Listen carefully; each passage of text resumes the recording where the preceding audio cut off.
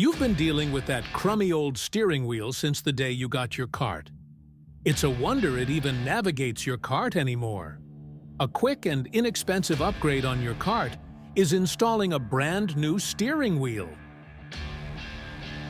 Start by removing the 2 bolts on the back side of the steering wheel with a 5/16 socket.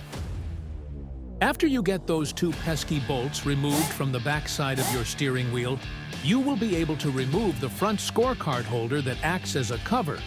You will see a bolt that goes into the center of your steering column. Use a 5/8 socket to remove that center bolt. Hang on to that bolt. Use whatever tool or force necessary to get the OEM steering wheel off. Line up and install the correct steering wheel adapter for your golf cart. Use the factory bolt to tighten that adapter. Ensure that your new adapter is snug and secure. Grab your new steering wheel, in this case the Moab white and black steering wheel by SGC. Hand start the factory hardware provided. Use a screwdriver, drill, or carefully use an impact to complete the install. Pop the cover back on and enjoy.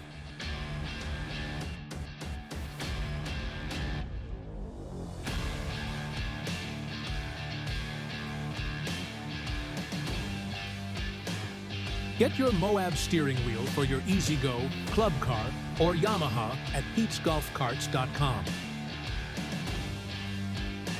A cool and unique feature on the Moab steering wheels are the LED accent lighting on the backside of the steering wheel.